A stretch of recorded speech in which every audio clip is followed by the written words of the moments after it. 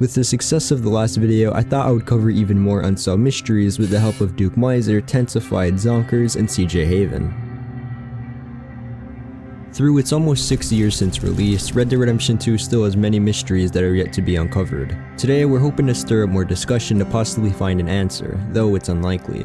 So with that being said, please enjoy the Unsolved Mysteries of Red Dead Redemption 2 Part 2.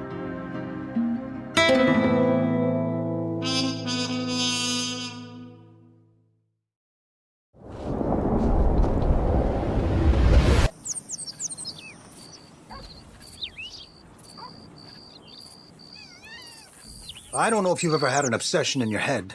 You know, something that takes a hold and won't let go. When I came to this country over 7 years ago now, I heard about this reward.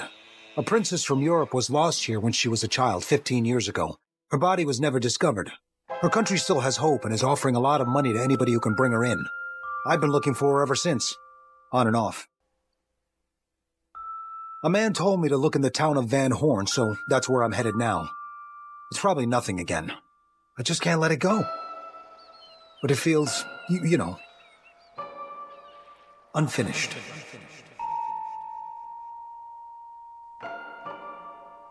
The mystery of Princess IKZ has captivated the minds of players since the game's release. It's said that Princess Isabel Katharina Zinsmeister mysteriously disappeared in 1884 while on a hunting trip with her family. 15 years later, and her disappearance is still being discussed among the people.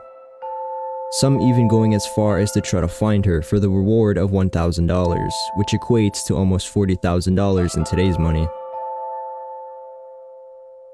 There are small clues the game gives us to help us on our search for the princess.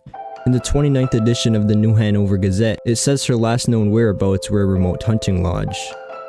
But this is where the mystery ends. There's many remote hunting lodges around the map, but none have any evidence of the princess and her family ever staying there. The mystery just ends, without any side missions, without any updates, just a cold trail. But it wasn't supposed to be like this. In the game files, we're able to find her character model, but she's aged up 15 years, meaning Princess IKZ was likely a victim of cut content. There are still assumptions to be made, however. She looks to be completely fine, and she's dressed very appropriate. She doesn't seem like a missing person from 15 years ago. This means either she was kidnapped or possibly taken to a place where they would take care of her. The theories range from Angelo Bronte to Butcher Creek. But the one that interests me the most is that she was taken by Kraft, a religious figure from the Epsilon cult from the Grand Theft Auto series. They believe if you have a large birthmark on your face, you're a descendant from Kraft. We'll be talking more about them later in the video, but this is where the mystery ends, with speculation and theories. The only conclusion we have is that she was likely a piece of cut content, and we may never find the answer to what happened to Princess IKZ.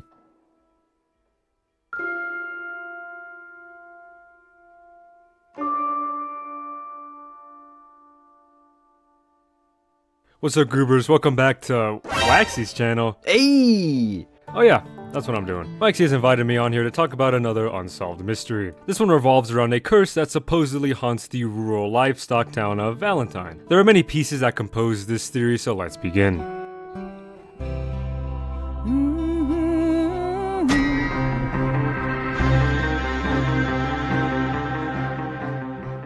The first time this supposed curse is mentioned is after the mission Polite Society, Valentine style. Karen and Mary Beth will have a one-off conversation about the alleged curse. Karen claims to have heard it from someone in town, which leads to her telling Gaskill. While it isn't the biggest piece of evidence, it's what starts the hunt in-game. From here on out, whenever you visit the town, you can hear the occasional curse talk from NPCs.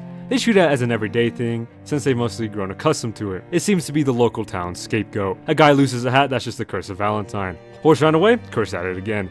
Entire family dies in a robbery, yeah, that's just classic Valentine. Anyway, the alleged existence of the curse has reached the local sheriff, one Curtis Malloy. He believes it to be nonsense and everything that's happened for a reason. I doubt he is the only non-believer, but Malloy is the most vocal one. Due to the town's spread paranoia around the supposed curse, it begs the question, where did it all originate from?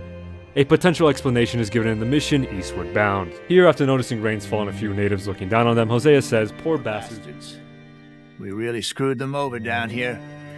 we referring to the white explorers scamming natives. According to Hosea, these Indians in these parts got sold a very raw deal. Stole them clean away from them, it was every blade of grass.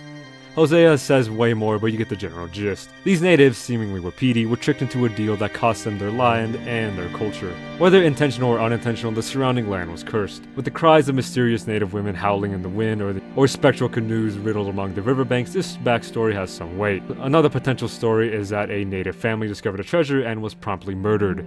With the amount of Indian artifacts sprinkled around the town, this could be another potential backstory. Either way, the origin of this curse still has Native American ties. Now, if it's actually real is mostly up for debate. With the other mythological elements inside the world of Red Dead 2, this curse would fit right alongside these. But due to the lack of events actually associated with the curse, we can assume this is a load of hogwash. So this myth is officially busted. Now this isn't really relevant, but I saw this comment that said they thought the Curse of Valentine was a tease for Undead Nightmare 2, aged like a nice glass of milk left out in the hot Florida sun. Well, that's my part done, but there's still more content to enjoy in this video. Thanks to Waxy for inviting me on, thanks for creating this Valentine Curse for me to break down. Enjoy the rest of the video, stay safe, and goodbye. All that money lost in Blackwater. I'll go back to Blackwater and get the money. What about the money back at Blackwater? All our money lost back in Blackwater. And we go back to Blackwater and we get our money, or we get some more money, and we keep heading west. And the money's well hidden in Blackwater? I believe so. And they don't even know we dumped it. All that money. The money. The money. Money, The money. the money, the money, money, money, money.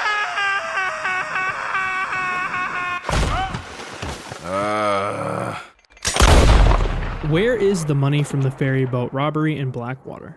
Multiple times in-game, this question arises and causes many conversations and problems. The location is truly a mystery. To start off, we're going to be finding out where the gang camped out, as it may lead us to where the money can be found. Going through Arthur's journal, it reveals that they had come down from the Northern Grizzlies as some bad business and a fire disrupted their lives, resulting in moving to Blackwater. One of the sketches is a drawing of Blackwater. Lining up the building and the dock, we have two locations as to possibly where this camp may have been.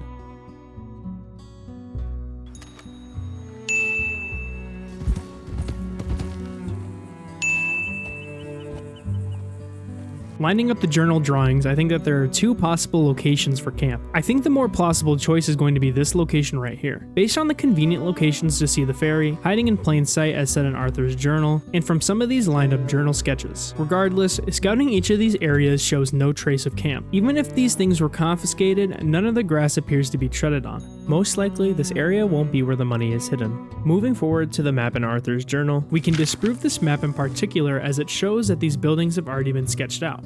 Looking in-game, these buildings aren't even present until 1907. However, the location of the small X points to a wagon with two tents. Inside of the wagon is some wrapped animal hides, two crates, and a barrel. The two crates can actually be popped open when walking into them, but it reveals nothing inside. And the barrel could be the location of the money, however, it wouldn't be a smart location as at some point, someone's gonna have to move this barrel.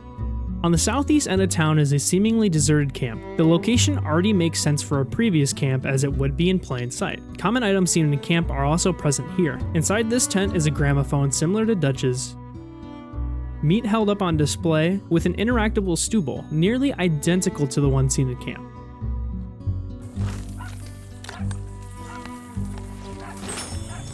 Similarly, this wagon with an extendable table is the same used by Pearson at camp. Even the station that is used to trim Arthur's beard is present. The same barrel, utensils, and a mirror, all left behind items. For a camp with all these supplies, you would think at least one person would be present. Looking around the area, I couldn't seem to find any clue as to where this money would be, but it's still a good plausible area. Going more into town, there are a lot of alleys, rooftops, chimneys, and all sorts of places to hide what I'd imagine to be at least 5 saddlebags of money. After getting off the ferry boat, I imagine the Massacre of Blackwater would have the gang traversing through town to take cover. Now, there is no definitive route that I would be sure of, but here's my estimate. The gang would have had to traverse through these alleys and find cover to push forward. Now, my little mini conspiracy is going to be this. If you didn't know, in Blackwater there are 6 Aztec codes sprawled across the town. And when decoded, this is what they say. Blessed are the peacemakers, and then this word. Now, if you don't know that this word, this character was actually used in Undead Nightmare, and this code is in reference to that. However, this alleyway in particular contains a perfect size, closed spot to hide the money. And above it reads the section of the code, Dare the Peace, which in this case, opening and revealing this money so soon would disrupt the peace of the entire gang. The whole point of the gang going east is to get more money, so getting this money now would dare the peace. It's two story symbols in one about something that won't happen in gang. Getting the money out of Blackwater won't happen, and neither will in Undead Nightmare 2.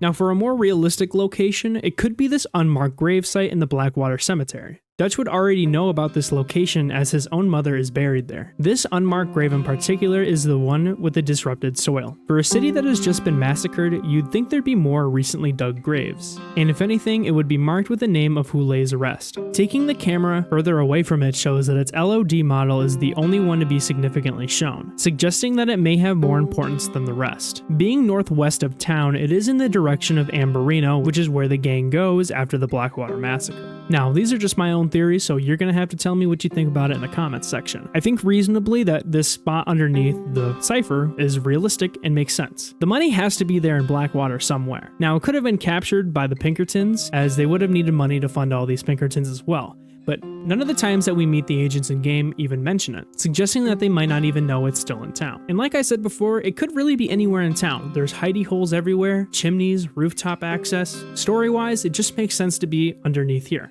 Thank you, Waxy, for having me on, and make sure to check out Tensified after this video. No one else, just me. I'm the best. Hey guys, remember us? It's Zonkers. Surely you remember us, right? Right?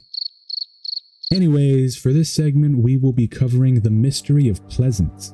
Located in between the bayou and roads is a small town, and I don't even think it can be considered a town because of how small it is. Kind of like how Duke's Little Mexican Chode should be technically considered a vagina.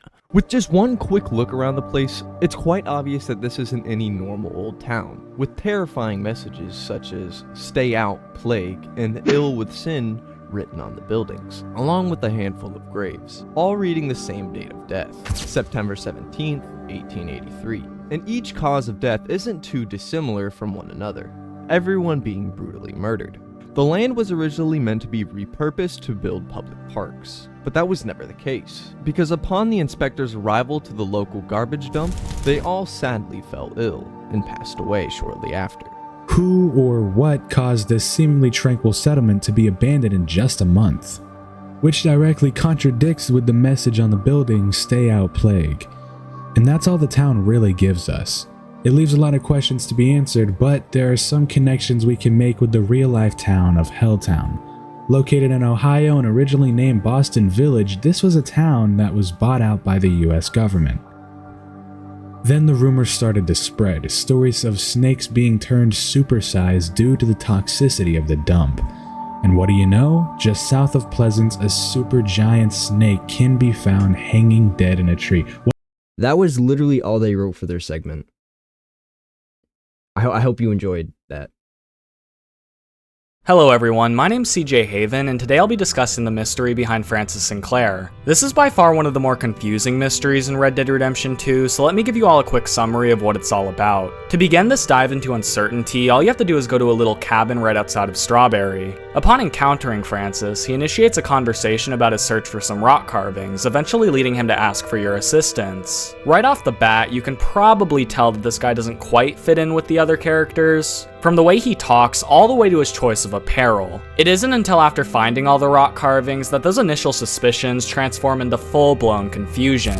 Upon going back to the cabin, you're greeted by a woman named Mrs. Sinclair. At first, you'd probably think that this is Francis's wife, but as it turns out, it's actually his mother. What's even crazier is that the baby she's holding in her arms is none other than Francis himself. Now, I know what you're all thinking right now. CJ, how is something like this even possible? Well, after conducting a significant amount of research, I think I may have an explanation. First things first, let's go back to the first time we met this strange yet enticing individual. Like I mentioned before, the way he talks in his choice of apparel doesn't exactly align with the other characters or even the time period. He has a very peculiar accent, some might even say a transatlantic accent, which, believe it or not, wasn't very prominent until the 1920s. Speaking of the 1920s, the pants he consistently wears feature belt loops. This might not seem odd at first until you realize that pants with belt loops weren't even a thing until the year 1922. Okay, you know what, maybe I'm getting ahead of myself and all these little discoveries are nothing more than a coincidence. Is what I said before I found out about this rather eye-opening detail.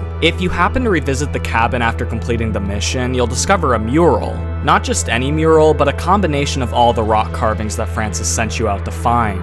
It depicts many things, such as a horse-drawn carriage, skyscrapers, pyramids, and even a couple of portals linking everything together. Based on all of these clues and hidden details, I've come to the conclusion that Francis Sinclair is some sort of time traveler. That may seem pretty crazy, especially considering that the game we're talking about here is Red Dead Redemption 2, but it just makes so much sense. Yet, there is one thing that I'm not quite sure about, which is how he's able to time travel in the first place. Judging from the mural, one might assume that he uses portals to time travel, but this fails to clarify why he turns into a baby after you find all the rock carvings. Considering this, one could argue that he navigates time by reverting back to infanthood over and over again.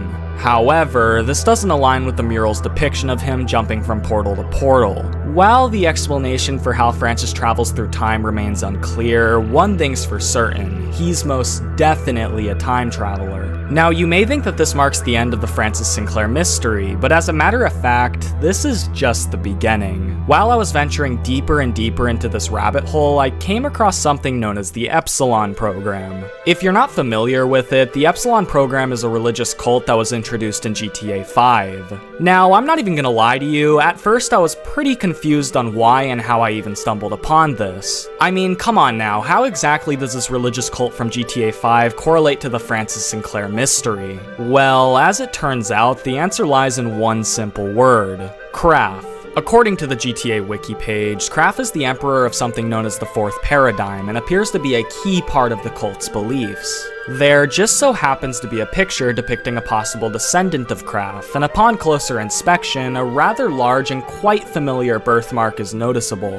What makes it so noticeable is that Francis has one almost identical to it. Could this mean that Francis is a descendant of Kraft, or possibly even Kraft himself? Well, there's a lot of evidence pointing to at least one of those things being true. For example, Kraft is believed to be capable of mystical powers, such as time travel. As we've already discovered, Francis is also able to travel through time. Furthermore, members of the Epsilon program all wear a very similar set of clothes to what Francis wears. While these pieces of evidence may initially seem conclusive, delving deeper into the lore of the Epsilon program introduces a layer of complexity. For starters, members of the Epsilon program are known to have a deep hatred towards redheads. I'm not even gonna lie, me too, for real. Considering that Francis Sinclair can be seen rocking a full head of luscious red hair, this basically contradicts the previously mentioned theories. Now, some people seem to believe that their hate towards redheads stems from the fact that Kraft had red hair, and they perceive anyone else with red hair as a form of heresy. While this could be true, it just doesn't make much sense to me, because with that logic, they should be hating anyone with a birthmark similar to Kraft's. But as we know, that's just not the case. Others suggest that Francis could be some sort of anti-Kraft, which would explain all the animosity towards redheads. This theory is certainly more of a stretch, but you never know. At the end of the day, as numerous theories exist, an equal number of questions arise, so we can really never be too sure on what's right and what's wrong regarding this mystery. One thing I do know is that this mystery is far from being over. I genuinely wouldn't be surprised if Rockstar decides to continue it in GTA 6, but until then I guess we'll just have to keep on theorizing. But anyways, thank you all so much for watching my segment. I really do hope you enjoyed it as much as I loved making it. Until next time, take care, and I'll see you soon. Bye. And that ends the video. Yes, I might have done this whole video within a day, even though it took me months of me saying I'd do it eventually. I hope you enjoyed, and what was your favorite part of the video? Explain in the comments. For now, thanks for watching, until I see you in another month.